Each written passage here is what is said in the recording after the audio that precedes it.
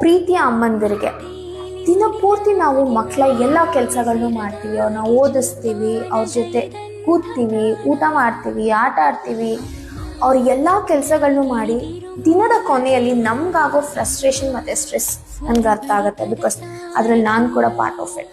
So ಹೀಗಿದ್ದಾಗ ನಮ್ಮ ಸೆಲ್ಫ್ಗೆ ನಾವು ದಿನ ಕೊಟ್ಕೊಳ್ಬೇಕಾಗಿರೋ ಒಂದು ರಿಮೈಂಡರ್ ಏನು ಅಂದರೆ, ನಮ್ಮ ಮಗು ಒಂದಿನ ನಮ್ಮ ಮಡಿಲಿಂದ ಆಚೆ ಬಂದೇ ಬರುತ್ತೆ. ನಮ್ಮ ಮಗು ಒಂದಿನ ಹೇಳುತ್ತೆ, ಮಮ್ಮ ಎಲ್ಲರ ಮುಂದೆ ಹಗ್ ಮಾಡಿಬಿಡಿ, ಕಿಸ್ ಮಾಡಿಬಿಡಿ, ನನಗೆ ನಾಚಿಕೆ ಆಗುತ್ತೆ, ಎಂಬ್ಯಾರೆಸ್ಡ್ ಫೀಲ್ ಮಾಡ್ತೀನಿ ಅಂತ. ಒಂದಿನ ನಮ್ಮ ಮಗುಗೆ ನಾವು ಊಟ ಮಾಡ್ಸಕ್ಕೆ ಹೋದಾಗ, ಮಮ್ಮ ಪ್ಲೀಸ್ ನಾನು ಡಯಟಲ್ಲಿ ಇದ್ದೀನಿ. ಒಂದಿನ ನಿಮ್ಮ ಮಗು ನಿಮ್ಮ ಕಂಪ್ನಿಗಿನ ಅವ್ರ ಪ್ರೈವೇಟ್ ಸ್ಪೇಸ್ನ ಎಂಜಾಯ್ ಮಾಡೋದು ಇಷ್ಟಪಡ್ತಾರೆ. ಸೊ ಎಸ್, ಈ ಟೈಮ್ ಕೂಡ ಬರುತ್ತೆ. ಸೊ ಹಾಗಾಗಿ ಇವತ್ತು ಅವ್ರು ನಿಮ್ಮ ಟೈಮ್, ಪ್ರೆಸೆನ್ಸ್, ಹಗ್ಸ್, ಕಿಸ್ಸಸ್ನ ಎಕ್ಸ್ಪೆಕ್ಟ್ ಮಾಡ್ತಿದ್ರೆ ಅದನ್ನು ನಿಮ್ಮ ಮಕ್ಕಳಿಗೆ ಸಾಕಷ್ಟು ಕೊಡಿ.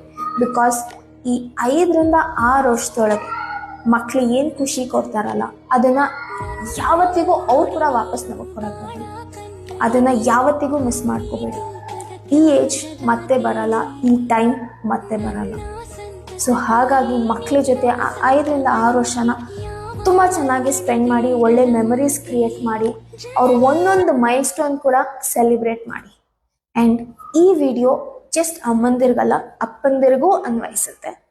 Happy parenting.